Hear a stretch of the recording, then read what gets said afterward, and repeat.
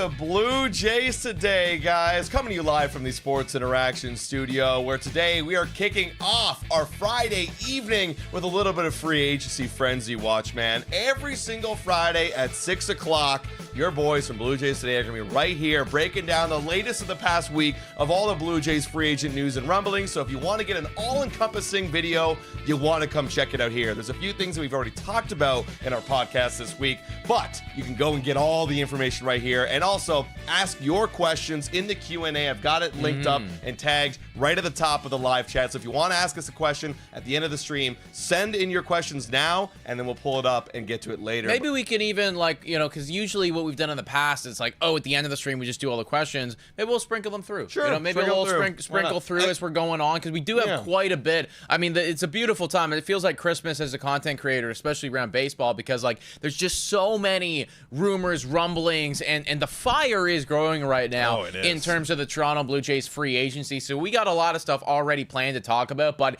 if you have a question, click the link. Submit it. We will hopefully get to it. Welcome into the 155 people that are joining us right now. Happy Friday. Happy weekend. Even though, you know, we didn't win the World Series, blah, blah, blah. Now that's in the past. I do want to say I love this time of year. There's always one of my favorite times of the year when it comes to just talking about baseball in general, because it is the one and only time where you can really put on your GM hat, and frankly, like, anything could happen. Anything could happen, especially with a team like the Jays, who are looking like they're about to go all in. And we'll dive in deep on that. But you know what? I love it too. It's I don't love that the weather's getting cold, but you know what happens when the weather gets cold? Christmas comes around for us in the Northern Hemisphere. Christmas is coming around. The gifts are giving, and it feels like the same thing in Blue Jay free agency land. It feels like I want to get a nice, juicy gift. A nice gift that I can look forward to play with during the regular season. Yo, off topic, but like, how shit would it be if we were like Colorado Rockies today? Oh, it'd be the worst thing ever. And then at this current juncture of time, you know what I mean? It's what do you talk about? That's like, what do you? Because can we finally fire the GM or ownership? No. And even if there happened to be, which there never is, by the way, but even if there happened to be like a rumbling of Colorado in on Rich Hill, that's the first thing that came to mind, and was something that might actually be reasonable.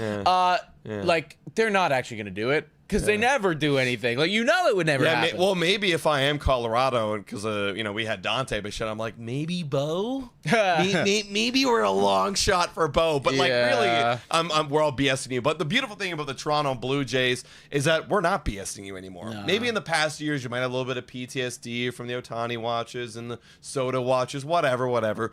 This year, it really does feel different. You know, I know that they're expressing a lot of interest in a lot of players, but a lot of these MLB insiders are saying, this is the Jays. Like, the Jays are expressing the most interest. They're being the most aggressive, and they actually have a World Series Game 7 to back it up, and players might actually want to come and play for this team that looked like a freaking, like, the chemistry is out of this freaking world. You know what I mean? They're doing something different offensively that a team and other players from other teams would want to come and play for. I wish that this was the free agency that Shohei or that Juan Soto was in. Because, look, not saying that it would change things, but I think that we'd have a better shot now than we've ever had, just because of everything that's been coming out recently. A quick shout out here to Pancho with the $199 donation, saying go Dodgers. GG. Listen, you guys won the World Series. You played incredible. All that. Shohei Ohtani just wins MVP. Well deserved. Blah blah blah. We got to beat them now. Yeah, that's the thing. We gotta beat them now. We gotta get ready to beat them. Also, I just want to shout out, like, everyone saying hi to each other. I love this community so much. We open up the stream and everyone's saying hi to each other. You know, what's up, guys? Welcome back. This is gonna be a lot of fun, man. So what do you want to kick this off with? I would like to kick this off by talking about Edwin Diaz, because as you guys know, I have been, I was anyways, speaking a lot about Jeff Hoffman leading up to the playoffs. I was not feeling confident in him. Now, he proved me wrong for a large part of that playoffs run. He was great, and he did have a stretch there, a 3-week stretch, where he was looking like the most complete pitcher on the Toronto Blue Jays roster. He was awesome. And then, sadly, in the most important game of our entire lives, he did happen to blow the save to Miguel Rojas, and you know the rest. Everything, zooming out for a bit, just looking at all of it, at the end of the day, he still had a 4.5 ERA as a closer.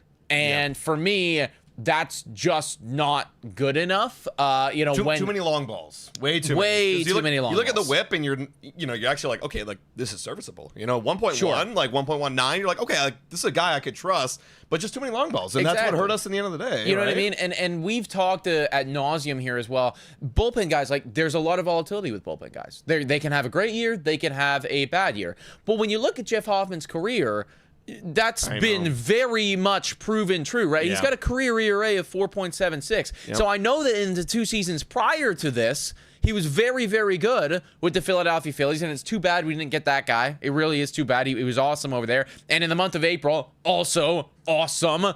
And in, leading up to Game 7 of the World Series, also awesome. But there was a lot of time in there where, the home run ball was just felt like it was coming every other game with Jeff Hoffman. There was a very small handful, you could argue maybe only like 3 to 5 guys in baseball that in any given year you can lock them in for an elite closer or elite relief bullpen type of role. One of those individuals is Edwin Diaz.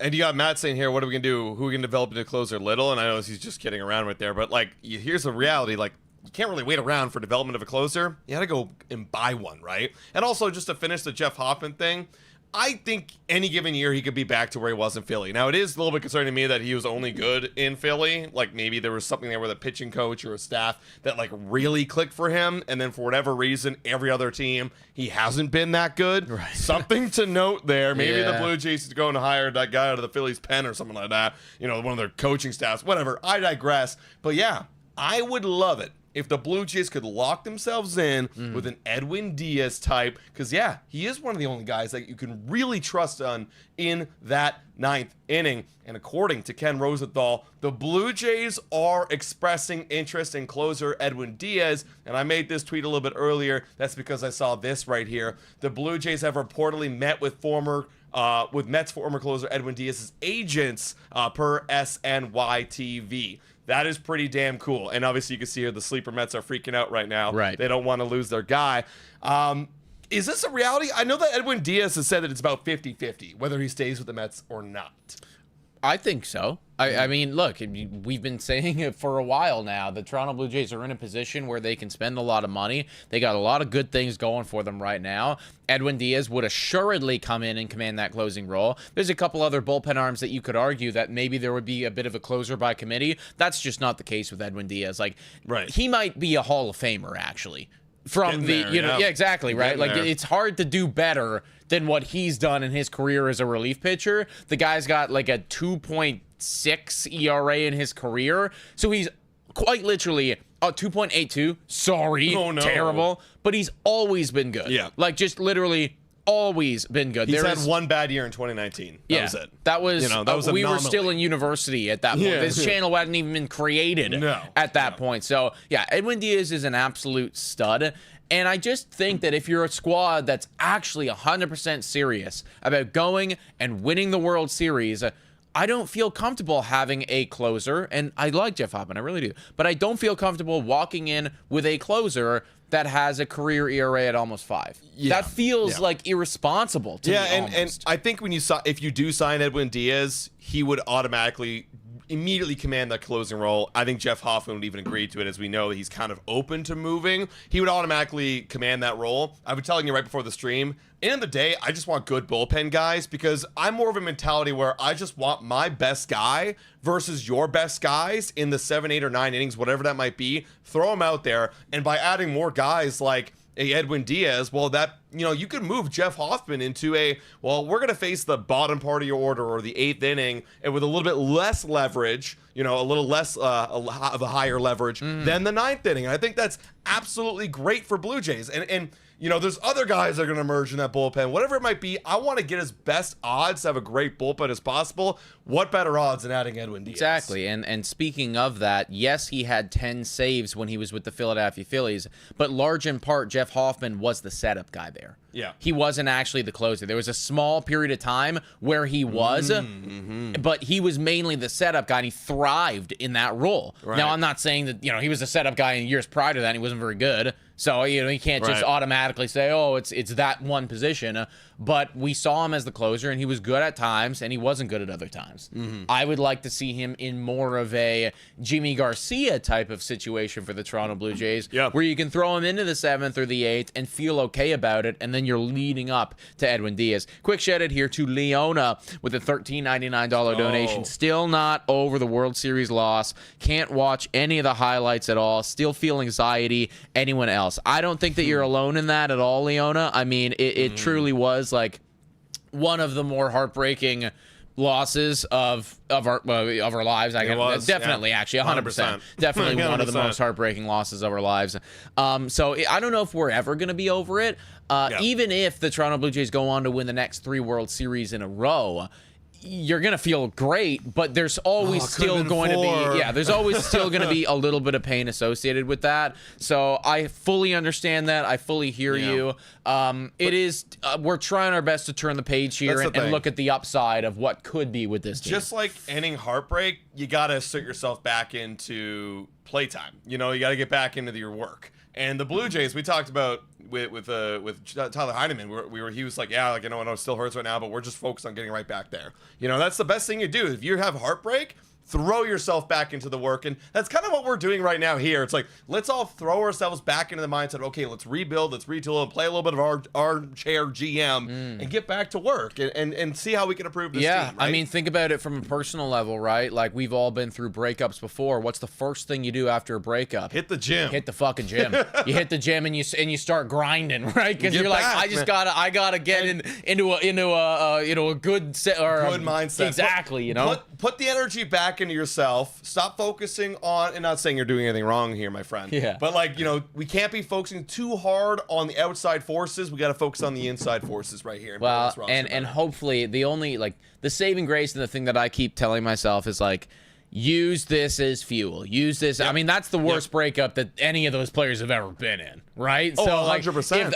If I was one of those guys right now, and this is the winner mentality, of course, but I'd be in the gym immediately. I'd be grinding this offseason. There's no offseason for me. In terms of breaks. Yeah. I'm not going to Cancun. I've lied with Cancun, but maybe he deserves it. He was pretty damn good. Pretty good, yeah. But then you're immediately right back in there and you're grinding, you're taking a couple a few days so you don't burn out. But after that, I mean, you gotta get that Tom Brady, Michael Jordan mentality going and fucking let it fuel you. So that's where we're at with it. But you're of course not alone in feeling the way that you're feeling right now. If they were to get Edwin Diaz onto this baseball team, and it does feel like right now the Toronto Blue Jays are, I mean, certainly one of the favorites here. I think that the Mets are probably still the number one favorite just because he's been there for so long and he lives there and X, Y, Z. But I would say the Toronto Blue Jays are right there after that. If they were to get Edwin Diaz, how are you feeling about this bullpen now, assuming that, you just bump everyone down right there? Yeah, I like where we're at right now. I mean, effectively, who do we lose in that bullpen? We lost, Sir Anthony Dominguez, right? If there's anybody else I'm missing, let me know. That's the main one for sure. I think it's just Sir Anthony is the big one, right? If I'm not mistaken, let me know, Chad, if I'm missing anyone. But effectively, you're upgrading from Sir Anthony to an Edwin Diaz, which is the greatest upgrade Massive ever. Upgrade. Then you're looking at a bullpen where you got him as your closer, Jeff Hoffman to follow as your setup man. Remember Jimmy Garcia? That guy, every time he's been with the Blue Jays, you look throughout his entire career, it's either I'm going to have a great, phenomenal year, or I'm going to have a piss poor year. And part of that being injury from last year. He was awesome until he started getting hurt and struggling. So Jimmy Garcia is right there in that mix. Louis Varland, that's your 4 right there. That's a pretty decent 4. And we're not even talking about Braden Fisher, who had a nice year. Yeah. Now, again, he's only 1 year in the league. The league could easily figure him out because he is a bullpen guy and he could be bad. But I like that dice roll still, like I mentioned. Brendan Little, we know what Brendan Little is. He was great let's not forget Brendan Little had a great first half of 2025. We all remember the second half where he wasn't very good, but he still had a great half in 2025. So he's right there in the middle somewhere. Then you got Tommy Nance and then probably Yariel Rodriguez. And then you still have Flu Hardy, kind of up and down.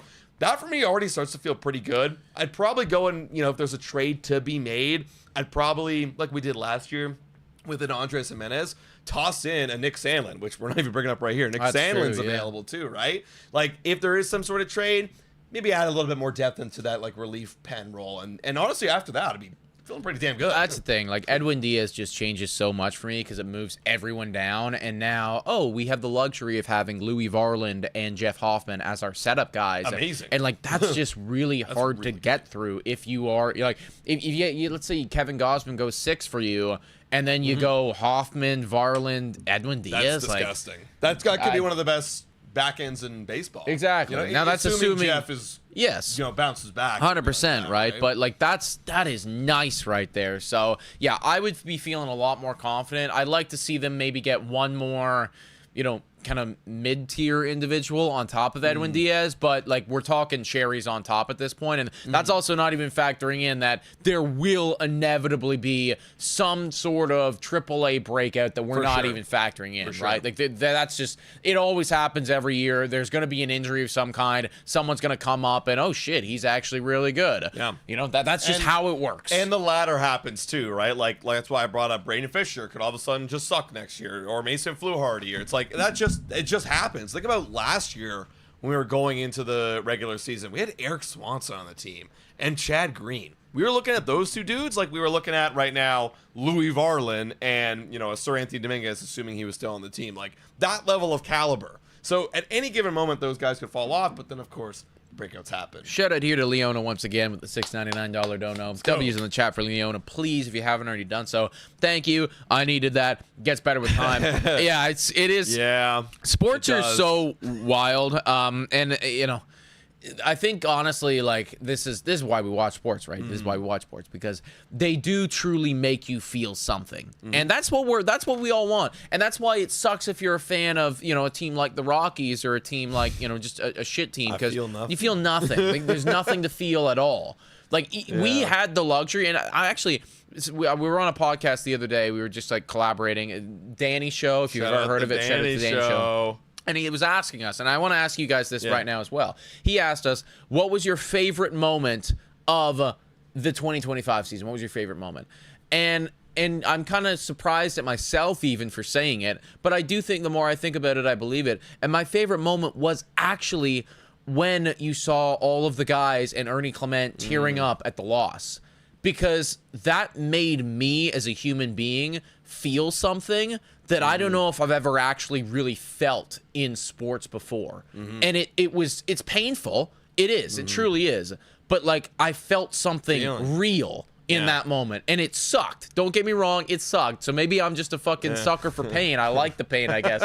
But it made me feel human for a second right there. Whereas a lot of other people, they never get that opportunity. So. Yeah, and on the flip side of happiness and sadness, it's like my favorite moment was that the home run by George Springer and them inevitably clinching and winning it. Like, I was breaking down crying that stream, and I felt something there. Like, it was like, I actually felt just so overjoyed and at the peak of my life. And it was, and I always say, like, that's probably like top 3 day of my entire life. I'm seriously, like, and that's, that's what sports does. So shout out to you, Leona. And also shout out to Triple Crown Gaming with a 50 bomb, saying Blue Jays should won Game 6 and 7. I believe the Dodgers were so lucky to win the World Series. Let's move on, and please, Rogers, add players like the Dodgers by the World Series. I'm also happy with the Toronto Blue Jays 2025 season. Go Jays, go. Thank you so much for your donation, my friend. I feel like a lot of people feel that way too. Like, it is crazy when you do think about it. We had a 3-2 lead going back home. It sucks that they blew it, and it feels like we played a better brand of baseball than they did, but they just came up in and more moments. So that's just the also, way it is. Apparently, Triple Crown Gaming 27 is Abba Edgar. So W's Yo, Abba Edgar. An OG fan right Shout there. Out. Very liberal with his funds, which we do certainly appreciate. Now, we said that we were going to be kind of flip-flopping back and forth between what it is that we wanted to talk about and then also some questions. So I saw you bringing up some questions right there. Did you have anything else that you wanted to talk about with Edwin Diaz? Yeah, I did. I just wanted to bring up the contract because I know that there's some people online that are talking about like, oh, like that's too much money to spend on a closer, blah, blah, blah, blah.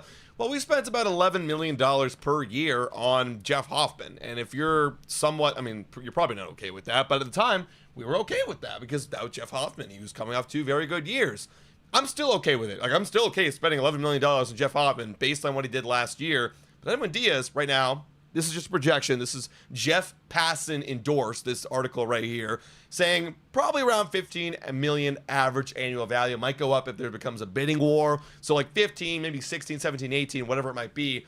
I would spend that on a top 5 closer in baseball. Maybe, like you said, going to the Hall of Fame. Right at the, I know you might be in the tail half of his career, but there's got to be a few good years still left there if it's a $4 million contract, 1,000%, dude. And I mean, he pitched to a 1.6 ERA. Yeah, I think that's pretty good. Like, had 90 something strikeout. Like, look at that, 98 strikeouts in 66.1 innings and a WHIP of 0.874. That's fucking ludicrous. Yeah, and we also just saw, and I know they're not the same guys and whatever, but Aroldis Chapman. Oh yeah, who also, very similar with Edwin Diaz when he was Edwin Diaz's age. He's like 38 and just pitched the best season of his life. He won the reliever award or whatever the fuck it's called, like the Hoffman. I think it's called the Hoffman. That's crazy, actually. But yeah, he won it. Like, he won it, and he's been winning that his entire career. So, like, again, I want the dice roll. I will spend gladly that amount of money on that. And I do think that relievers have a longer shelf life if they're really good than starting pitchers, because I mean, let's just call a spade, right? Like, they throw a third of the innings, so their bodies are going to be able to recover a lot more and a lot more quickly. So it ultimately, I'm not worried at all about the age. I am worried about going and trying to win a World Series with our closer, who's supposed to be the most trustworthy pitcher on our team. Like, theoretically, they might even supposed to be the best pitcher on your team, having a 4.5 ERA. I just think that that's irresponsible, and I think that if you're really, truly serious about going and getting this done, whether it be through trade or whether it be through signing Edwin Diaz, which they are clearly doing their research on, you got to make some type of move. Now, to wrap up this Edwin Diaz conversation, this will be a fun little game to play throughout the entire offseason, as we love to do here. What is the odds that the Blue Jays sign the World Series to you? How good are you feeling that it could happen? What, they bring in Edwin Diaz? The percentage, yes. What is to bring in Edwin Diaz? Right now, it's still really early for me to be giving out percentages, because, again, what have we heard?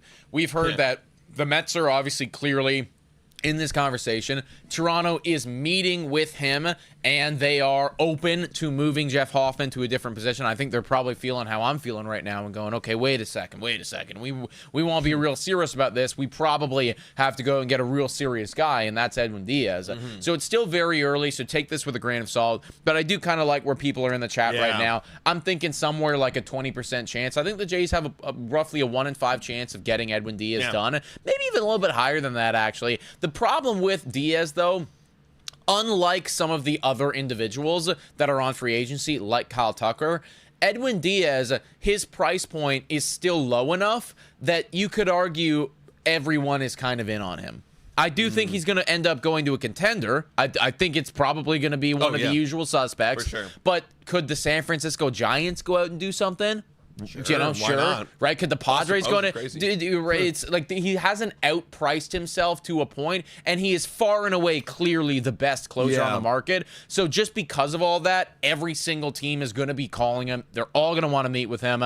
I like the Toronto Blue Jays' chances, but I'll say he's 1 in 5. Yeah, like I'm going to say about 1 in 5 too. I was around that 20% as well, and I'm trying to pull my bias out of it, but I am looking around at the other teams right now, and the other teams kind of have a closer in mind, unless they're willing to change the roles, of course. Edwin Diaz would obviously trump that, but you got that for the Blue Jays, where you're kind of open to moving Jeff Hoffman a little bit down in terms of the totem pole of roles.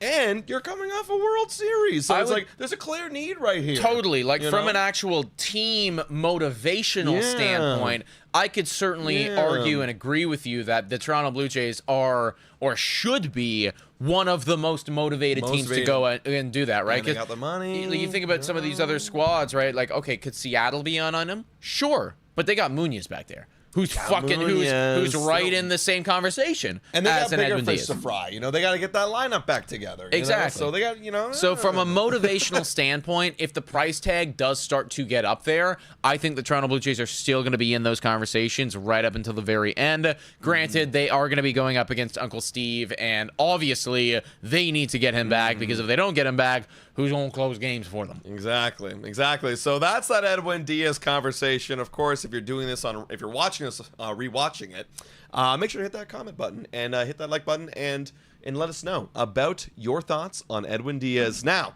This was a question from, I think it was like a week ago. And it was the only question in our box during the entire time that we had that time off.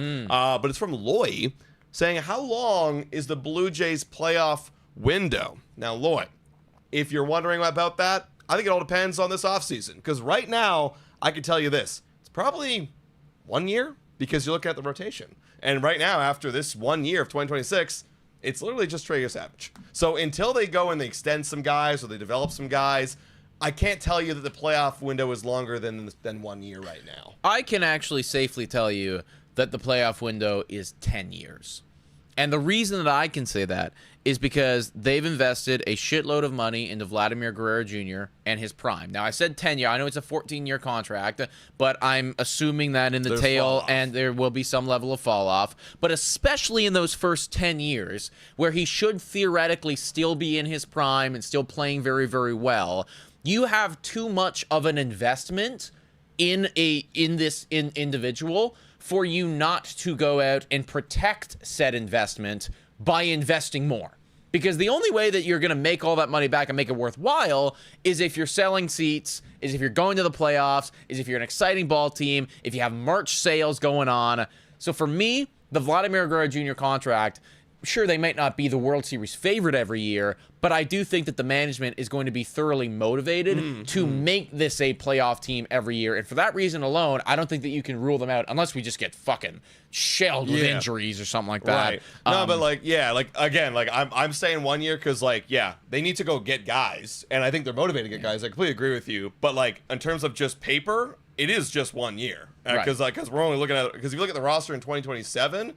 Yeah, it's just Trey Savage in that. And maybe Barrios, an aging Barrios, right? And then after that bullpen, it's who's left in this bullpen? So things start to fall off a little bit. But as the moment you go and sign, and we talked about this on a previous show, a Ranger Suarez, or you go get maybe Chris Bassitt comes back on a 2 year or something like that, then it starts to open up. But I do agree. They are motivated, and they will make that window as long as possible. And also, too, would you agree with me in saying that they do you have faith that they will actually go out and get those deals done? Because they spent the money already on the stadium. They spent the money on Vladdy. So it's one of those things where it's why invest halfway or even a 1/14th way? That's what I mean. So you got to invest all the way. I guess the way I'm looking at it right now is from now, for the next 10 years, I think the Toronto Blue Jays are going to be in the top 5 teams in payroll. Right. I genuinely feel that way. They've put so much money into the stadium. They just went to the World Series. They put so much money into Vlad. The hype is real. I think for the next 10 years, we're going to be a top 5 team in payroll. It may not be the Steve Cohen levels, but the Phillies, for instance, they've always kind of been in that mix. We could be like the Phillies, and they always are in the playoffs. Why not? And hey, what better way to extend that window than getting a Kyle Tucker or Bichette back? We'll talk about that in just a moment, but we got Triple Crown Gaming here with a $10 donut saying Blue Jays should try to add Kyle Tucker, Bo Diaz, or Ryan Helsley, trade for Sandy from Miami or Lopez from the Minnesota Twins. And now that would be an offseason, my friend. I think I think that they are at least doing the first 3 of those things. Yes. I haven't heard anything about Sandy since the trade deadline, which we were talking about. Haven't heard anything about Lopez either, but they're certainly going to be in the mix for those 3 free agents. And I'd actually be pretty stunned and shocked if they didn't end up with Kyle Tucker or Bichette back. I think they're going to get one of them, regardless. I would put money on it. I would go so far to say that this offseason would be a pretty big L because then then you got to pivot. I don't think Kyle Schwarber is going to any other team but the Phillies, in my opinion. I think he wants to stay. I would stay there. I hit 50 home runs at will there every year. I'm getting old. Do I really want to be moving around? Phillies want me back. I'm staying in Philly. That's easy right there. And then after that, it's who are the best? Cody Bellinger ain't coming here. You're going back to New York probably, or some other big team. I just don't see him coming here. I don't know. He hasn't come here in the last 3 free agencies. Why would he come here now? You then have to try to pry Pete Alonso away from the Mets, and that doesn't feel likely either. Not a good fit. And I think that the Jays are going to get one of those 2 individuals, Kyle Tucker or Bichette. And if they don't, then yeah, we're gonna have big problems. They would have had to make up for that. They'd have to get Ranger Suarez and Dylan Cease. Like we'd have to take that war and reinvest it in the pitching staff, which I also don't think is gonna happen. And that's another argument people are making online. Not to totally derail, we'll talk about it later. But maybe you guys can ask a question and we'll bring it up. But like, shouldn't the priority be getting pitching?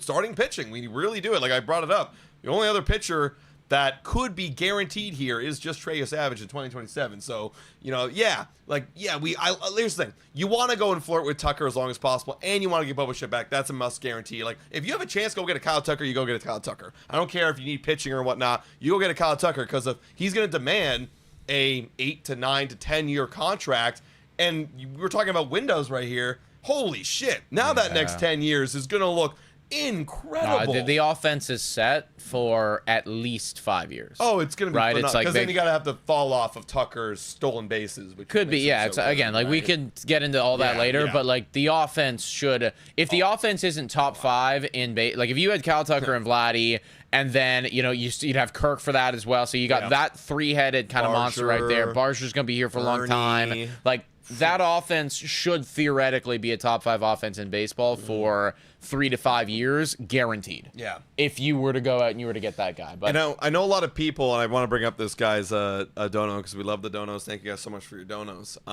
But I heard some people talking about like, oh, why go after Tucker when you've got Barsher? I want to clear it up for anybody listening that is thinking that Barsher can play third. And I'm sure Barsher would be okay playing left field. If you really wanted to, you bring in Kyle Tucker. Barsher will play wherever the hell you want to play him. So that's not a big issue. Yeah, the way that I look at things, and I've always looked at this, is I like good baseball players on my team. Find a way. If they're actually truly good at playing baseball, then they will figure out a way to make it work. Yes. Like, unless you are, you just magically go blind when you switch defensive positions, which I don't think happens. If that did happen, then okay, now we can have a conversation, but that doesn't happen. I'm sure that they can find a way to make it work. I can only see when I'm hitting or in this right field corner. Yeah, it's like, you move me anywhere else and it's just black. Yo, that'd dark. actually be a crazy movie idea. Like for some futuristic world where like I can only see in doing certain things. I don't know. It's a very beginning work of a story. Okay. You know what I mean? Like some type of brain implant that the robots put a brain implant in. You can only ever see when you're at work, so you got to work all the time. Yeah, exactly. I don't know. I can't see the truth of behind what's happening. You know what I mean? But then there's some rogue guy that the brain implant's not working, and it's like I saw it, and I'm trying to tell everybody. There you go. There you go.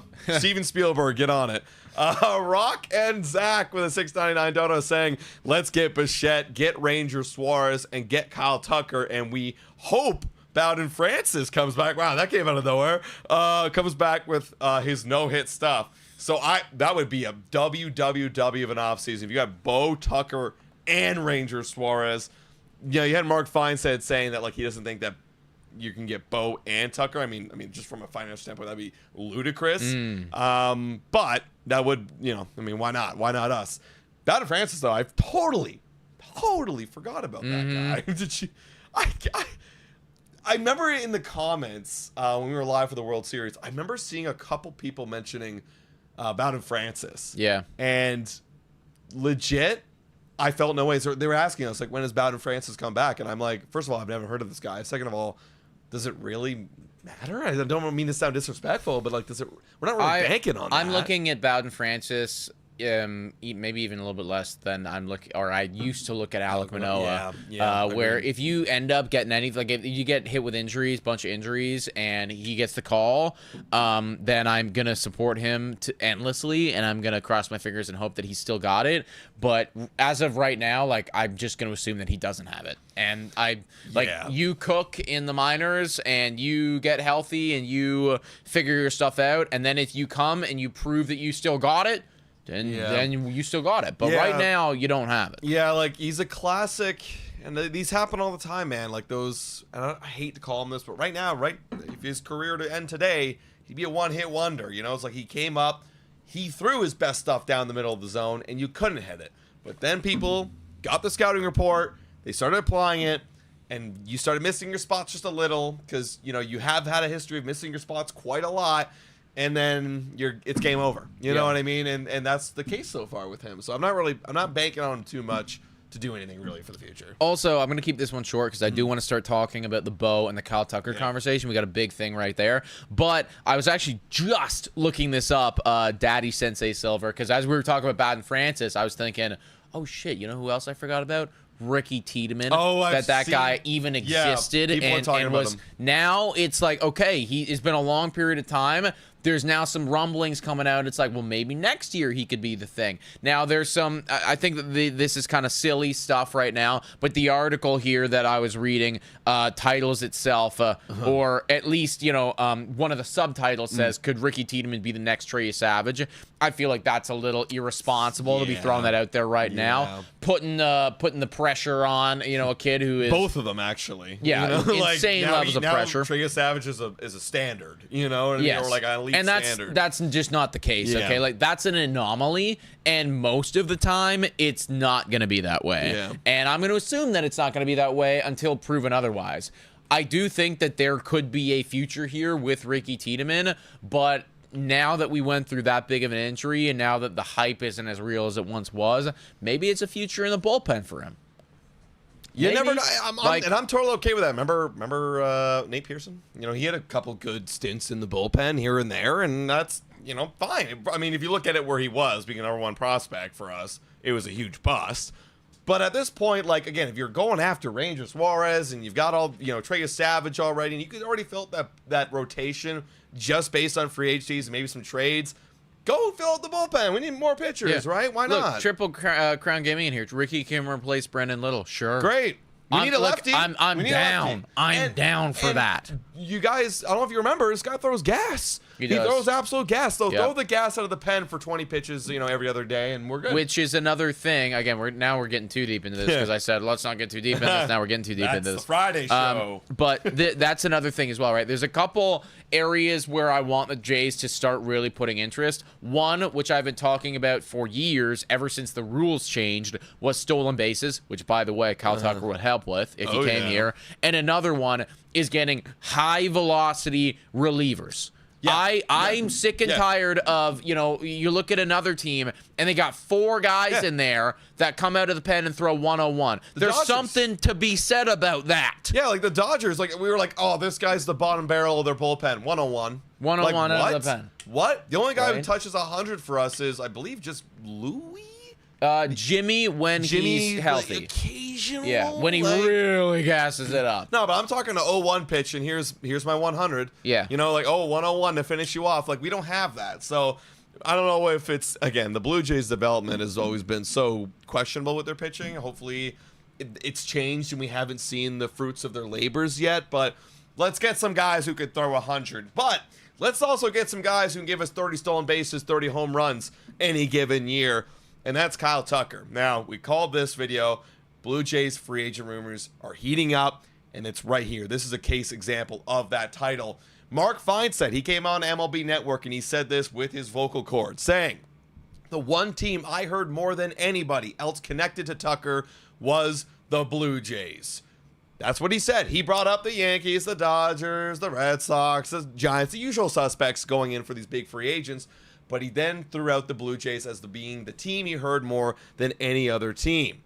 That's super exciting. We absolutely love to see that. Thoughts on that initial report? Look, I think that the fact that we've come up short on some of these free agents isn't lost on Edward Rogers, isn't lost on Ross Atkins. They're also feeling the frustration, probably more so than you, when they didn't end up getting Shohei Ohtani. I remember Ross coming out and just looking gutted. Like, he put all of it into that and was really, truly hoping and starting to believe that he might get it done. And then they just came up short. And then they were trying to get Juan Soto. Never happened. They were, there was multiple individuals actually over the course of this, kind of last 5 years that they've been trying to go and get, and then they just come up short. They also see the writing on the wall. We were a very good team.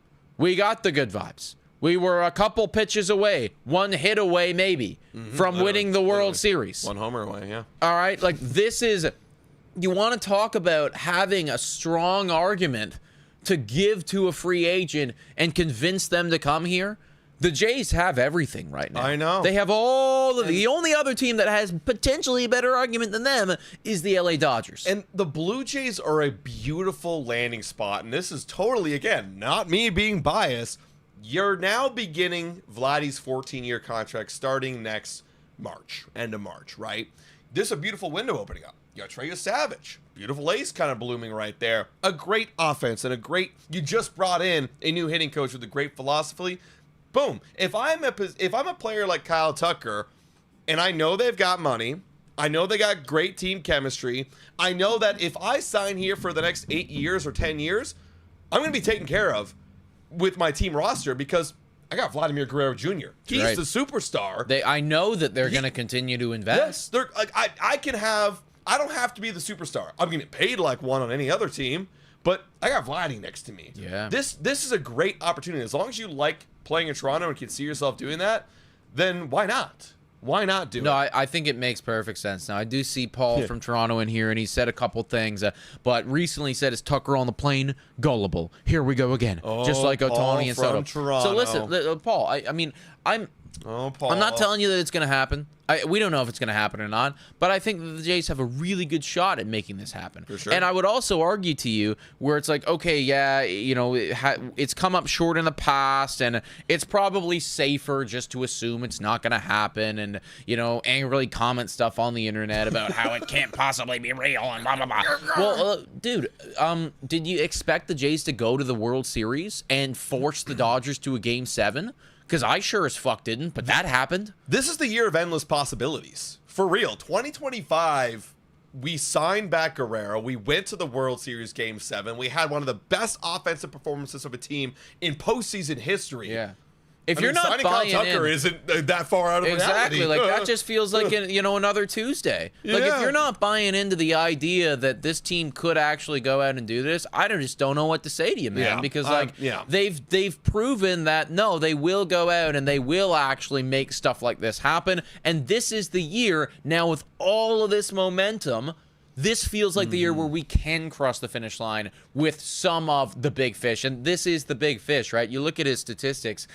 Kyle Tucker is a phenomenal baseball player. The guy's 28 years old right now, so he'd be coming into his 29-year-old season. Tons of time left, tons of prime left. He's got a career OPS of 865. This is what I really love. Career slugging of over 500. Huge. All right, we one of the maybe baby minor criticisms that you could say about the Toronto Blue Jays this past year is that some of that power was lacking. This guy's got a career slugging of over 500. All right, how is that going to play at the Rogers Center? How about the fact that in his career so far, he's got 119 stolen bases? Yeah. And, in a really good season, he could steal 30, and I would hope that we'd be sending him to steal 30 because I would anticipate that Kyle Tucker's probably batting in front of Guerrero. Let's give this guy an opportunity with a runner in scoring position because he is so successful at doing that. And then ultimately, you're just talking about a complete package in Tucker. A complete package. He's a 5-tool player. I know Scott Boras is out here kidding himself, saying that the only 5-tool outfielder out there is Cody Bellinger. Kyle Tucker's a 5-tool outfielder as well, Mr. Scott Boras. Also, I'm going to throw some sugar on this. He's a lefty. Think about that. That's true, yeah. He's a lefty. I like that. If you could throw him in the two spot, I know I love Nathan Lucas. Shout out to our guy, underrated king. But Nathan, come on, Kyle Tucker lefty right there, splitting up, and whatever righties we got that are heavy hitters in our lineup. You could literally, in a perfect world. This is a perfect world. Okay, let's say we get Kyle Tucker, we don't get Bo Bichette back. Let's be a little bit realistic. If that happens, probably not getting Bo Bichette back. You go Kyle Tucker, Vladdy, Barger, Kirk. Left, right, left, right.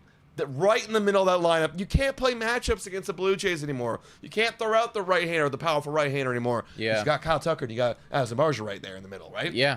So that's a perfect matchup right there. And also, too, I was looking at this when I was looking at all the stats. Look at this.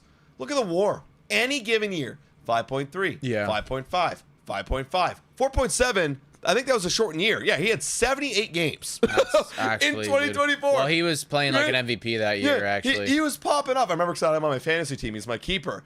Half the season, he was on pace for the MVP 9 WAR. And then this year he goes to the Cubs, still 4.6 WAR, played a little bit less games. But any given year, a 5 to 9 WAR player. amazing. Yeah. No, he's a phenomenal baseball player. And I do believe for all of those people out there that are saying Bichette over Tucker, Bichette over Tucker, Bichette over Tucker, I just don't feel that way. Tucker is the more complete baseball player. This is not a knock to Bo Bichette in any capacity. And let me be very clear. I own Bo Bichette's jersey. I have that. So should we get him back, I would be eccentric. And I do believe that Bo is a great, and I don't want to go so far to say a 5-tool player because, well, there's one tool that is specifically missing.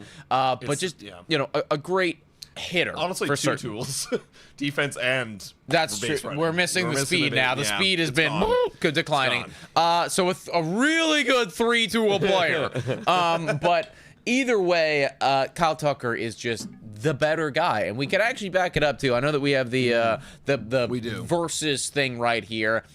The one argument that you can make for Bo, and that I could actually get behind and I can understand, is the camaraderie. You can make an argument because, like, Bo and Vlad are bros. They're bringing out the heart and soul. Like, I really saw the heart and soul that postseason, and I completely see where people are coming from. And I you know, that's where it becomes a toss-up. But if you're just looking at the stats, I mean, come on. Correct. I mean, like, they also debuted the same year in 2019. They're free agents the same year, obviously, this year. And you can now see over a larger sample size, you got more power, more RBIs, more stolen bases, better OPS plus, better on base, better slugging, better WAR, better defense. Better defense. Bo's got the hits. He's got the batting average. That's what makes him so good. But an all-round great outfielder is Kyle Tucker. Now, with all that being said, I don't want him, you know, anyone to misconstrue or confuse what we're trying to say right here. Bo Bichette, we want on this baseball team. I love Bo Bichette. I want him at the top of the lineup, or actually hitting right behind Vladimir Guerrero Jr. driving all the runs. I freaking love this guy.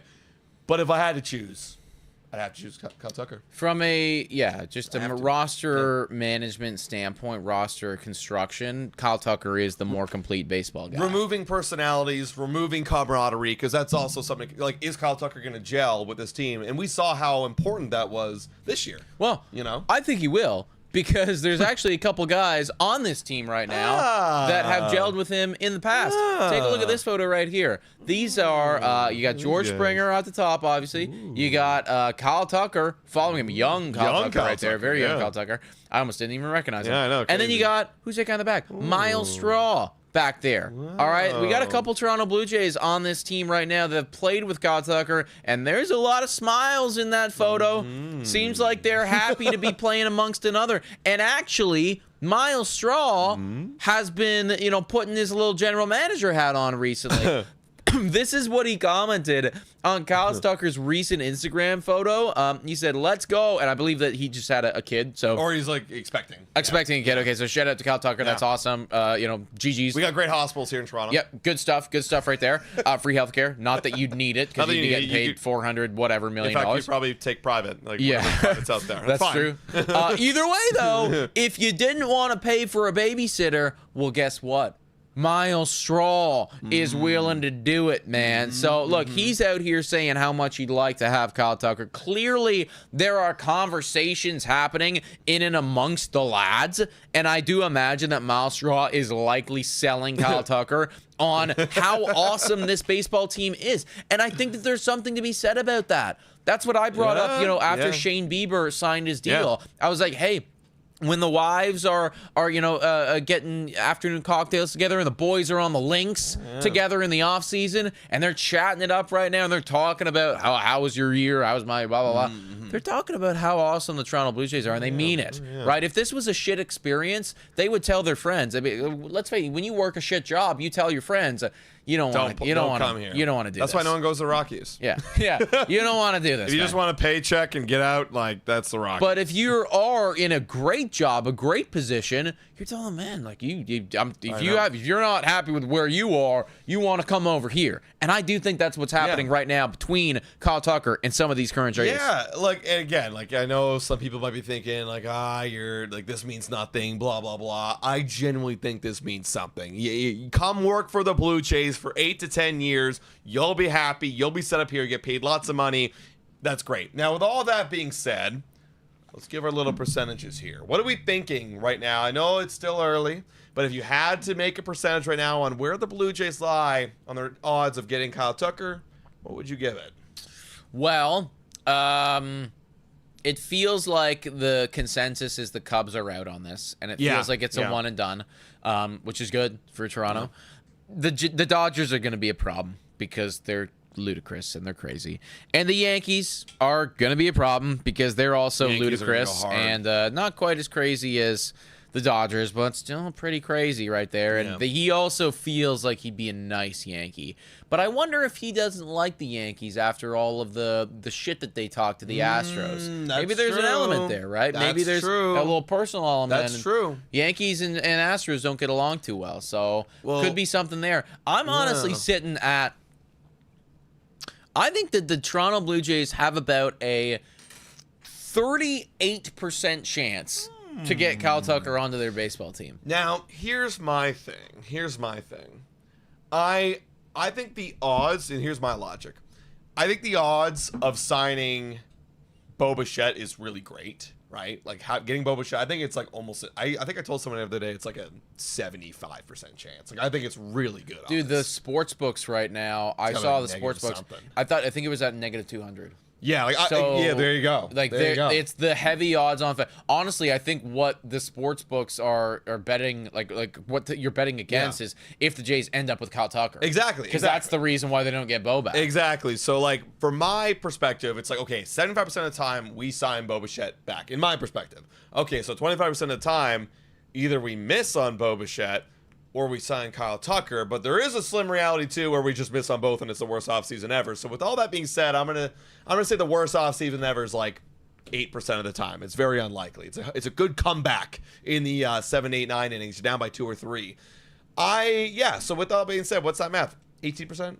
70%? I feel low, man. I do think it's low. Well, where is the other percent coming from? Like, because you're missing 83% there. Where is that? So 75 goes to just Bo Bichette coming. No. But what I'm saying is, so right now you're saying, okay, if the Jays, if you're giving them 18% chance to sign Kyle Tucker, that means that 82% of the time he's going somewhere else. Math. So where does 92? 75 plus 18 is 93. No, but forget the 75. Forget the 75. Okay. You're saying the Jays have an 18% chance to sign Kyle Tucker. Correct. Right? Yes. But which means that 82% of the time, Kyle Tucker goes somewhere else. Right. So who are the other teams? All that 75% of the time is when Bo Bichette comes back. This is my logic right here. No, but why are you saying the 75? Because if Bo Bichette is going to sign 75% of the time, we don't sign Kyle Tucker. That's what I'm saying. If we sign Bo Bichette, we also don't sign Kyle think you're Tucker. missing what I'm asking. I'm asking, where is the Kyle Tucker? So you're saying we have an 18% chance to get him. Right. Who are the other teams that have a better chance, like making up Yankees, the 82% of the time? Mets, Yankees, Mets, Dodgers, really any team. San Fran, like there's Boston is thrown in there. Houston return, there's a bunch of other teams that could possibly be there. I just think like the Blue Jays right now there's also a slim chance where we get both of them, but I think that's like a 2% chance, 1% chance, very slim.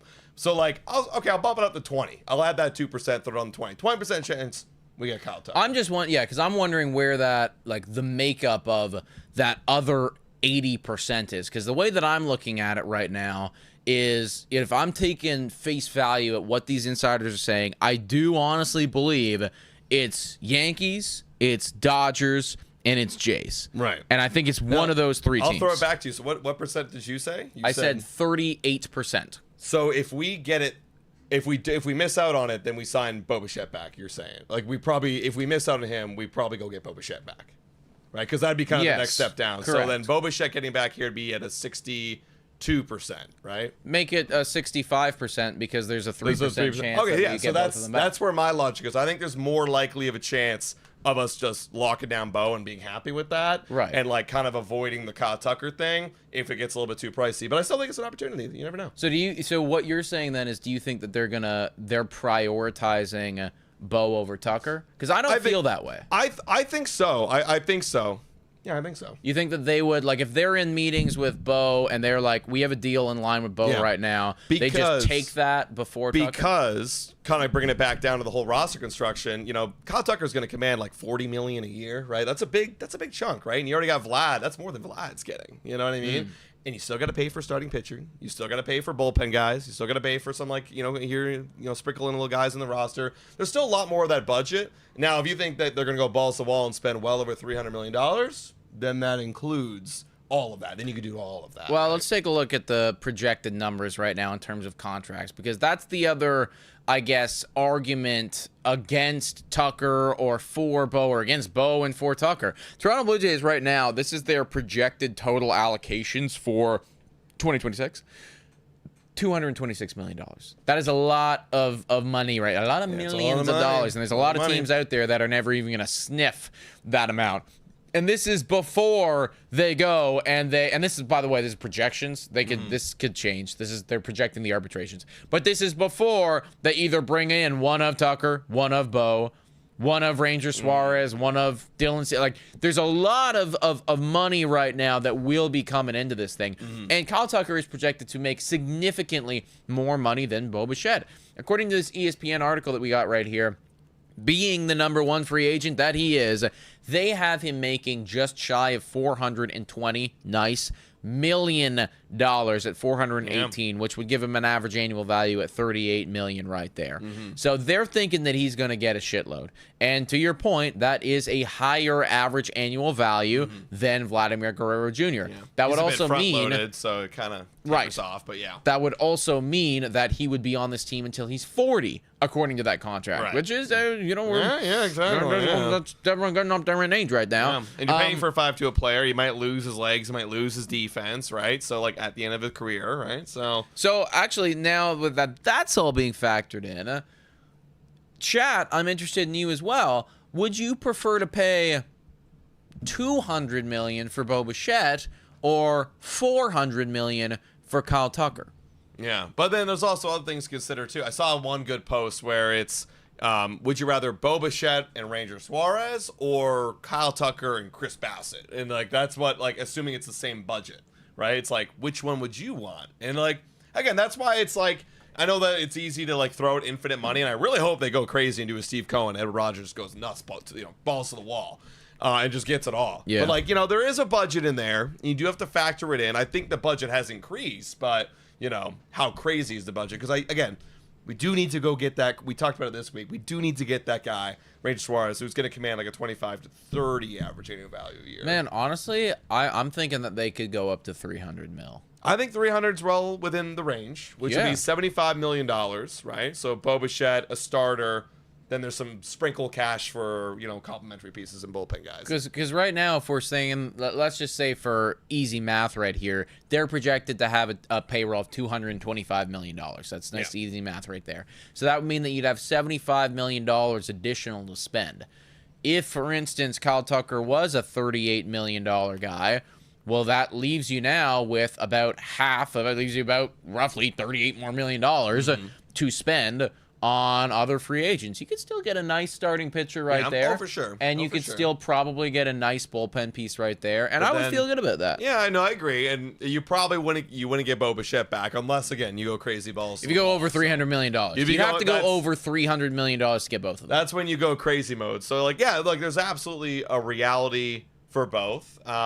It just leaves you a little less wiggle room, obviously, compared to the Bo and compared with one other pitcher who makes $25 million a year. But we'll see how they do. That's the beautiful thing about the offseason. All right. Enough math, everybody. That's a lot of fucking numbers right there. I know, we're in a lot of numbers. Either way, Tucker's good at baseball. Bo Bichette, slightly not as good as baseball, but still both very good at baseball. Shout out to Aaron Collins right here with a $2 donation hours ago.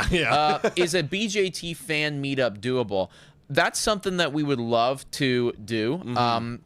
And I think in the regular season. I think it's certainly doable. I think that at this current juncture of time, let's actually hear in the chat right now, would you guys like to do something like that? Would you actually be willing to come out to something like that?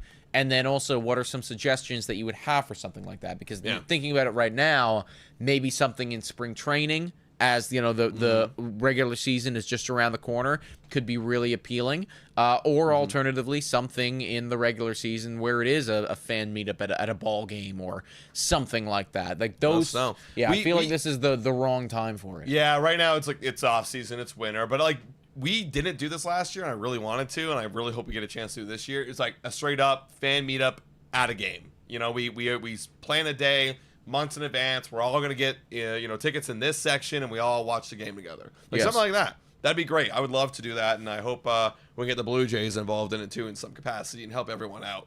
I also got Rodney, too, who's been a member for 4 months. Let's go, Rodney, too. How you doing, man? Love you guys. Love the Jays and love the community with a heart. Throw W's in chat for Rodney, too. Now, we got a few more things to talk about right here. I actually brought it up right there.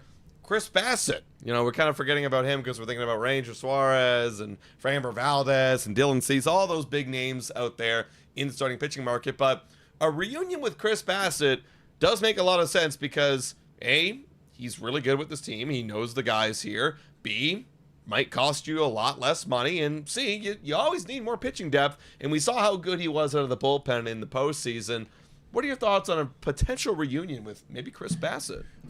So I had some pushback, and this isn't Chris Bassitt, this is about Max Scherzer talking, but it's the same level of thinking that I had. I was on the radio the past weekend, and I had some pushback when they were asking me about Max Scherzer, bringing back Max Scherzer. And I said this. I said that I believe that they would be willing to bring back Max Scherzer, and in this case, Chris Bassitt as well. But I think that they're going to go and they're going to look at some other bigger fish before addressing and barking up this tree.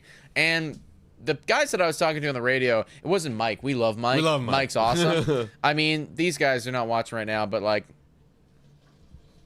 there was some they were like, oh, of course we're gonna get Max Scherzer back, blah blah blah. I don't think I'm pretty confident that like we might, but I think that there is a better or more likely scenario where we bark up some bigger trees first, and then if those trees don't turn out to be fruitful, then we look at somebody like a Chris Bassitt, like a Max Scherzer. Yeah. And I think it's the same argument for Chris Bassitt, honestly. I think that you're going to talk to Ranger Suarez first. I think that you're going to talk to Dylan Cease first. I think you have to, right? You got to do your due diligence. You're also continuing conversations with Chris Bassitt, though, because he was really good for the Toronto Blue Jays down the stretch, especially in the bullpen. I mean, in the bullpen in the playoffs, like, correct me if I'm wrong, did he give up an earned run?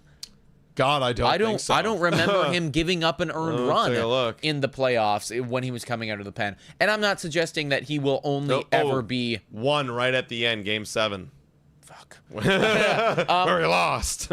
I'm not suggesting that he would ever be just a bullpen guy. Because I don't think that would be the case. He got 162 games, and this guy's got a lot of length, so you might as well use it. But I could certainly see him being a Ross Stripling or honestly what Eric Lauer did this past year. He could do that role and be great at it. I think his stuff plays amazing out of the bullpen. I mean, he's got 8 pitches. All you really got to do is throw your best 3. With a guy like Chris Bassitt, because he's got a low velocity, he's a lot of junky junk.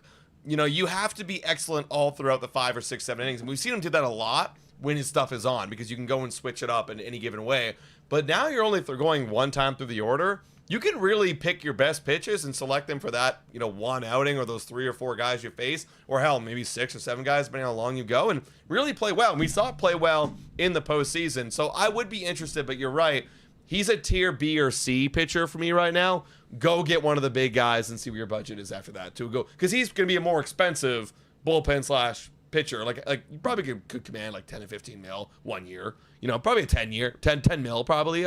I'm just throwing out numbers right now, comparing him to like Max Scherzer, who does a 1 year 15. You could do a 1 year 10, 2 year 20, whatever that might be, but more expensive bullpen guy. Well, and take a look. Can you bring up, please, for me the starting rotation we have right now? For this coming season, it's actually rather full as it is. Yeah. Now, you can add one more elite guy and feel really good about that because that would kind of bump out one of those individuals, and then they could start thinking about playing the Ross Stripling type thing, or you could run a 6-man. And I feel good with the 6-man. But I think we need at least one more starter just to ensure ourselves for any injuries that happen or underperformances. God only knows how Jose Barrios is going to look next year.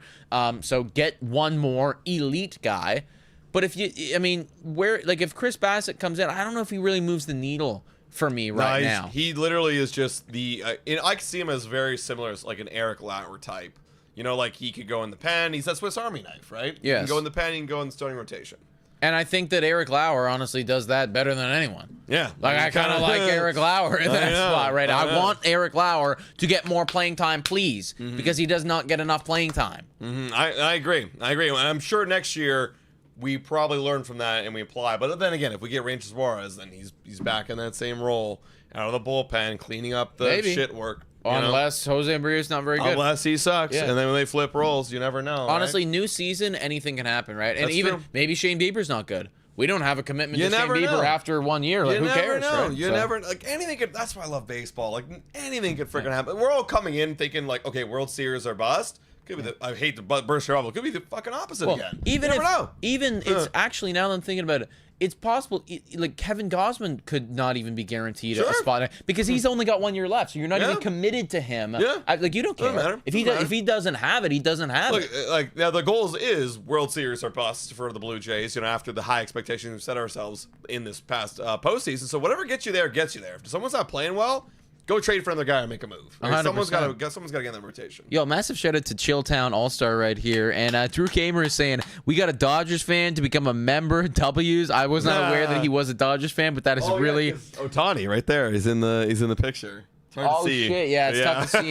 It's very, very small on the laptop. But that is... Wow, yeah. W's in the chat for you, brother. We appreciate that. We appreciate every single one of you that's been watching and been part of this community. We'll be doing these live streams every single Friday.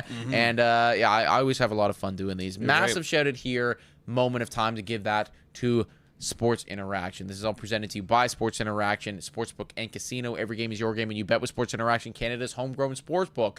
They have the odds right now for next season's World Series, and I got a bone to pick with them. I do. I got a bone to pick with them. Why are the Toronto Blue, why are they slightly better than the Boston Red Sox? Just slightly. Marginally. Now, I will say the odds were a lot worse. I believe we were around that 20 multiplier or 21 multiplier around the Braves and Padres. But now, I think people are actually starting to take the Blue Jays. Because it was a bad line. Because it was a terrible line. It was a bad line, yeah. And now they've increased to 17 times your money. And I agree, you're better than the Red Sox. You're better than the Braves. Better than the Padres. Why are we around there? And the Mets, they didn't even make playoffs last year. They don't have a rotation right now. At least we have a rotation on a really great lineup. The Mets we made a podcast about it on Bad for Baseball. Steve Cohen's got to go crazy this offseason to go get a competitive team again. Mariners are losing a lot of people. Like, we beat the Mariners. It's just silly. So if you're feeling confident the Blue Jays are going to get back there and have a chance to win, this is a really great opportunity. I think this is actually a phenomenal line. It's a 1 in 17 times. I think that's awesome. Look, how many teams are there in baseball? There's 30. All right. Now, I'd say that 10 of them are they're not winning. Like 10 of them are just, you can't just throw them out. Yeah. Granted, I guess you probably could have said that about the Jays. Could have said that about the Jays. But then there's other teams. Okay. Right. 10 of them we're never going to forget about that. All right, so the Toronto Blue Jays, in my opinion, I look at this way. They're probably already a 1 in 20 because there's 10 that aren't even competitive, and we're going to be competitive, 1 in 20. And we're a really good team. We went to the World Series, and we have a very similar roster than we did last year. So, what are you going to do? And if you think that they're going to make moves, you take it now, because if they let's say they go get a Kyle Tucker, or they get a Rangers, or they go get Edwin Diaz, it's going up to 14, 12, 10. It's skyrocketing. Because I remember the one-off season where the Mets made moves, and they made a lot of moves. Right. They went from kind of around where the Blue Jays were to first immediately. Yes. So if you like the line and you think they're going to do good in the offseason, I'd take it, man. I'd take it on Sports. I think I will actually be taking that because that just feels too good. Again, the odds are they're not going to win the World Series. It's very difficult to do. But when it's 17 times my money, I'm liking what I'm getting back there. Yeah. Once again, shout out to Sports Interaction, Sportsbook and Casino. They got you covered with pitch-by-pitch live betting and easy deposits and payouts. Every game is your game when you bet with Sports Interaction. Go to sportsinteraction.com/BJN. The link to do so is in the description, so you can just click that. It makes your life very, very easy. Sign up for an account that way, and it kind of tells them that you're coming through us and makes our lives easier too. But you can open an account like that. Ontario only. 19 plus, please play responsibly. Let's get a question in here because we are kind of juggling the Q&A whilst we're also talking about all of these latest rumors and rumblings. Yeah, I'm looking right now. I see a lot of you guys submitting questions. Thank you so much.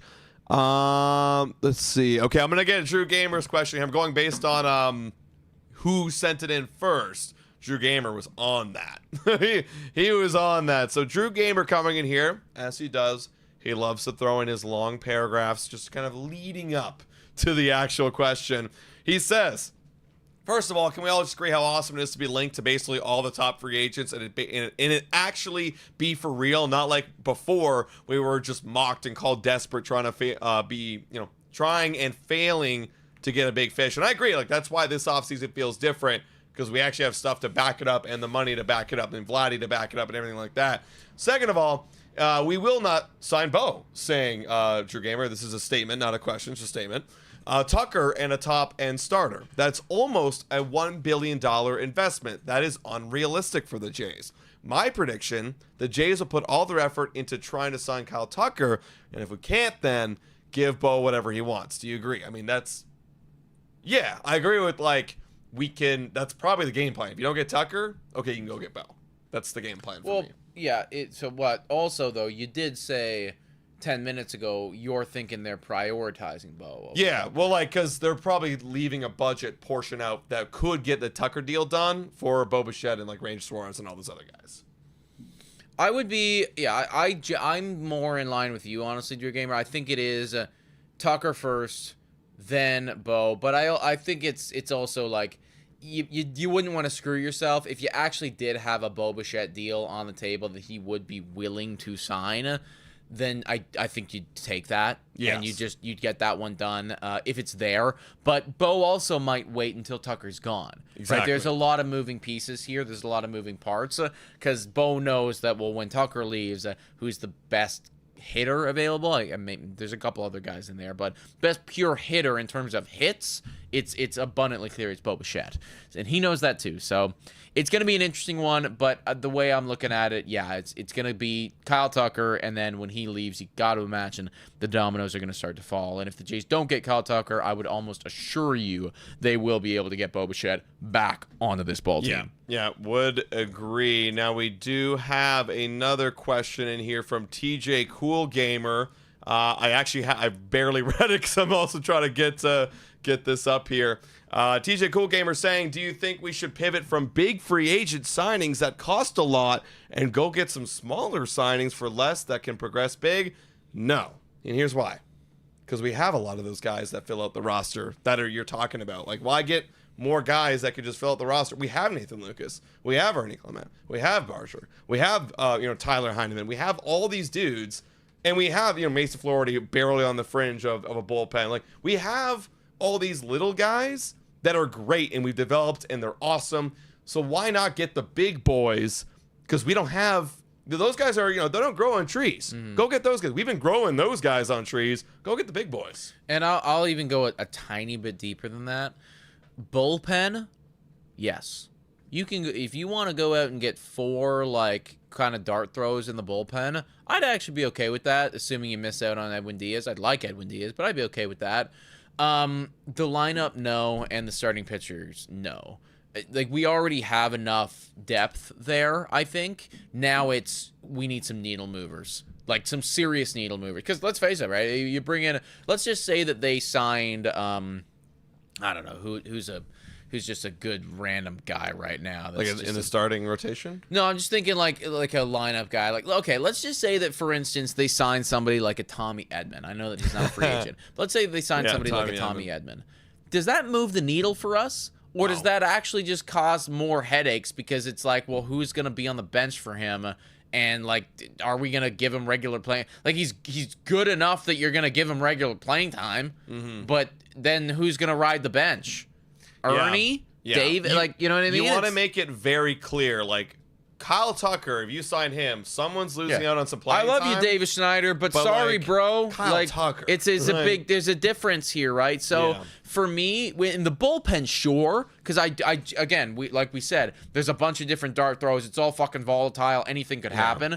So I'd happily do that. But in the lineup and the starting rotation, we got enough depth. Now I want the needle movers. Yeah, well, speaking of which, this one coming in from Lambo saying, how would the Jays use Nathan Lucas and Santander if they sign Kyle Tucker? And yeah, Nathan Lucas primarily played right, left. He even plays some center. He plays everywhere he can. Santander, now, if that guy's healthy, he is going to command a starting role in this lineup. He loves playing in the outfield, so for at least for 2026, it's still going to be George Springer DH. You got to imagine Santander is taking left to right field. And if they bring Kyle Tucker, he'll play the other one. Probably play right. Santander plays left. And then Lucas, sorry, man. I love you, but you're on the bench now. Like, now you're a bench situational pinch bat. And that's awesome. Like, you should be excited that Nathan Lucas, who started batting second in the World Series for us every other game, is on our bench, ready to come off. That's awesome. At 31 years old. You know what? And the good thing is with that, right? Let's say Santander is not very good or he's not healthy. Exactly. Well, I'm feeling a lot better about, there it is. There's the solution. There's the solution to the problem right there and then. So that would honestly be a great problem to have. And that's just what it... Like, that's a good problem, whereas if you bring in somebody like a Tommy Edman, now I'm like, I don't know anymore. I'm confused. I'm not entirely sure how we do this. So Exactly. Thank you to everybody, by the way, for submitting all these questions. Let's take one more right now, and then we have like one or two more things that we wanted to talk about, and then we'll kind of like end this live stream. Okay, yeah, I see a lot of the people are kind of in the same vein, asking the same questions. We already kind of talked about that. We talked about a lot of things. We kind of already answered a lot of your questions throughout the stream. We talked about that. We talked about that. I like the one at the bottom right there from Keaton. He's got a trade idea right here. So this is something that we haven't talked about at all yet on this channel, but it is actually happening, and that's that Catel Marte is very likely to get traded this offseason by the Arizona Diamondbacks. I don't even really know what's going on in Arizona. They're doing some weird shit. Like, they're kind of good at baseball, but also kind of not, and now they're thinking about moving their best player. I would love Catel Marte. Not a lot of good planning, honestly. Like, no, it just feels... And honestly, I honestly was kind of surprised they sold as much as they did last year. I know you had, Suarez up and whatnot, but like, you want to try something back? Like, I don't know. Like, anyways, I digress. They're in a weird spot for sure. And then but you're trying to trade Marte. That's the thing. The one thing that I do know is that Catel Marte is fucking awesome. He's in any given year. He will be the all-star at second base. He's the best second baseman in baseball. Like, he is awesome. For me. And I'm not too familiar exactly what it is that Kevin Ginkel does. But I do know that if Catel Marte is available, it's just a nothing guy. He's a nothing guy. If Catel Marte is available, then you make it happen. And I would be more than okay with giving up injured Ricky Tiedemann that I don't know about. Nathan Lucas, who is very good, but you're still gonna lose playing time regardless. Yeah, like he's losing. Again, Catel Marte is the Kyle Tucker of second baseman. Yeah. Right. JoJo Parker and RJ Schreck in a heartbeat, without thinking. Yeah. Like genuinely without even thinking about it. Of course. Yeah. Yeah. Like JoJo Parker, I get he's a first round pick, but like he's coming out of high school. RJ Schreck, I mean, that guy's awesome. We saw him down in Buffalo, but like again, nobody is Catel Marte. Like, unless you tell me JoJo Parker will be Catel Marte, I still would trade him because there's Catel Marte right there. You know what I mean? Like, I don't care. Like, I want Catel Marte right now. Obviously, that would cause you a minor headache, because then what do you do with Bichette? Like, you don't. You get Kyle Tucker now. I know. Then you go get Kyle Tucker. Yeah. Then everything's solved. Yeah, exactly. Now Bichette's gone at that. Bichette is gone at that point. But yeah, you get either way. It's like it's the same argument I make about Kyle Tucker, where it's like if this guy's available, go and get him. Yeah, he's a different. Who cares? He's a different caliber of player, and in the last 3 seasons, Catel Marte, just for those of you who are wondering, has an OPS of 887. Yeah, it's fucking amazing. What are we doing? He's 32. What's his contract look like? He's here till 2031. Great. So you'd have him for years and years and years and years. Rest of his career, second baseman, lock it in. Absolutely love it. He's just an old Vlad at second base. Yeah.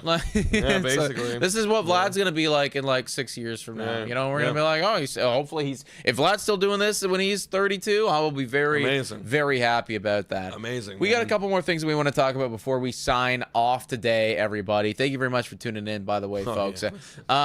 It's the last kind of final note. little bit of a rant. This came in from actually Aaron Ben Rose. Shout out to him. Yes. He's helping us out on the World Series the entire time.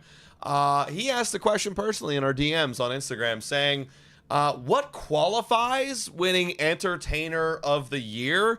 Yeah, I've got a bone to pick with in general MLB and just the voting system of MLB. First of all, can anyone explain what the hell this award is? What qualifies an entertainer? Like, do you just have to be good content? Like, are you good? You got great reactions? Like, the fuck does this mean? And Vlad won it. Congrats, I guess. But like, it's not the same as, okay, he clearly was the best defensive player, best, he won a Silver Slugger. He's the MVP. He's the Cy Young. This feels like a charity award almost. Dude, like, this genuinely feels like biggest clown award. Yeah, like, oh, we smiled looking at you. I guess maybe that's a compliment. I don't know. But we enjoyed looking at you, is what that is. Again, I don't even know. There's what the fuck not enough. This hasn't been flushed out enough. It's the first time they've given this award, right? And it should be the last. Yeah, what is this? This is stupid. It does not make any sense to me. Somebody from MLB needs to come out and be like, this is exactly our criteria and qualifications for Entertainer of the Year. Yeah. Because I don't know, man. I just don't get it, man. I just don't get it. And look, I get it. Like, people are saying, well, he was clearly the most entertaining player to watch in the dugout, on the field. And like, totally.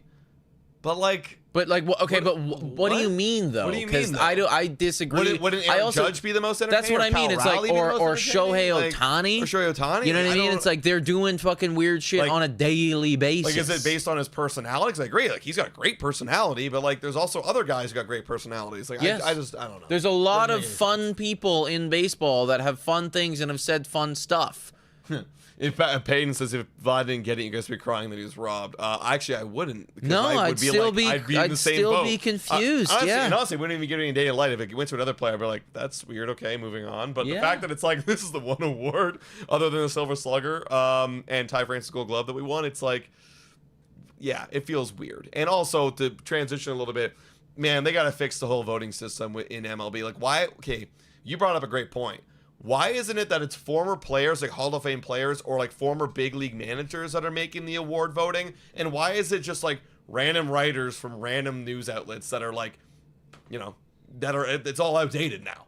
Why? Yeah, we have a lot of respect for a lot of the writers that end up voting for MVPs and everything like that. And the ones that are associated with Toronto anyways, I mean, we know a lot of them, and we've had drinks with them, and they're great people, and they're great guys, and they do know ball very well. But I just think for an award that is supposed to be the most prestigious award in the game of baseball, MVP, most valuable player, I would want to see a collection and a handful of former, whether it be players or whether it be baseball executives or whether it be former managers, people that have been tied to the game for long periods of time. Who know the game better than we do. And I will claim it's like, look, does Cito Gaston know the game better than me? Fuck yeah, he does. Of course he does. Hell, he does. I'm sure Cito Gaston knows who the MVP is or whatever it might be. Exactly, right? It feels very, very stupid for this kind of weird collection of handful of beat writers to be the ones that are deciding all of these things that a lot of people put so much weight on. And I mean, we can even go to the Manager of the Year award as well. Yeah. What are we doing? That was ridiculous. Like, what the Boston writer just voted Cora because he wanted he's in Boston. He's in Boston. Like it's a ludicrous thing. Yeah. It's a ludicrous thing. Obviously, there's going to be biases, whatever you do, but I just genuinely believe that, like, I put myself in their shoes. Like, if I would love to one day be part of the Baseball Writers Association. I would absolutely love it. In no way should you give me the ability to vote for MVP. Me. Nah. Like, I get it. It's my job. I do this every day. I know a lot about ball, but I don't know enough ball like those guys. Like the Hall of Famers or the Cito Gastons of the world. Like, those guys should be voting for MVP and Cy Young and whatever, and I would take their word for it. And I'd actually be really interested, like, would the result be different if you had, representatives like Hall of Fame level players who are retired right now or managers or whatever, even front office guys coming in and voting? Would they have potentially given it to Cal Raleigh where there's always been a deep respect among catchers and you know what I mean? Like, would that have happened or would that not have happened? Yeah. I'd be very interested to know. Yeah. We will never know because it's stupid, and I do, and this is not a disrespect to these individuals because I have a lot of respect for them. I just don't think that they should be in the position to making these choices. I think hopefully they would even agree, like the people who know ball better than anyone are the people who are on the field doing it for their entire careers. And we cover it from an outside in, but those guys know ball, man. And we know ball, but come on, they've been doing it. Yeah. So anyway. Exactly, right? Like, I think that I actually didn't hear what he said, but I think they asked Buster Posey, and he was like, hey, who do you think should be MVP? And I didn't hear what he said, but I'd be interested to know what, like, that's somebody where it's like, okay, well, Buster that guy. Posey, I freaking respect. Yeah, exactly. Not saying I don't respect the other guys, but But there's a difference. There's obviously he won a fucking here. MVP. He's won some World Series. Now he's in the front office role. So he knows every piece of this right now. Yeah. There's just going to be a deeper understanding of things when you live it. And we can own that as well because we have not lived it to that level. But there's always going to be a deeper understanding when you can live it like that. Yeah, agreed. Danielle Castro in here with a $2 donut saying, congrats, Vladdy, but stupid award ever. Sorry. And again, same thing. Congrats, Vlad, but I mean, even Vlad, I'd be, what the fuck is this? Like, if someone gave me an Entertainer of the Year award, well, me is different, but if I'm a baseball player, you're fucking dwindling me down to entertainer. No, it's weird. It's just stupid. It is. It's a weird thing right there, everybody. But folks, thank you so much for tuning in this evening. Happy Friday, happy weekend. We still got 355 people watching right now. Those were all of the latest Toronto Blue Jays rumors, rumblings as it pertains to free agency. We're gonna be doing this every Friday night, pretty much for the entirety of the offseason until something changes. Unless something changes, we are also going to be having other live streams kind of sprinkled throughout all this, especially as we get closer to winter meetings, because I imagine that some of these rumors, some of these rumblings are going to start to pick up in pace right now. We're kind of laying the ground for work for what the offseason could be, but expect that first domino to tip over rather soon. Yeah, guys. I got winter meetings first week of December. We're halfway there, so things are going to pick up, and you want to be here on Blue Jays Today for all of it. Please make sure to hit that like button, smash that subscribe button, $4 a month to become a YouTube member, and shout out and thank you to all of our YouTube members. You guys are awesome. Thanks so much for watching, everybody. And as always, go Jays, go! Let's go! Bo.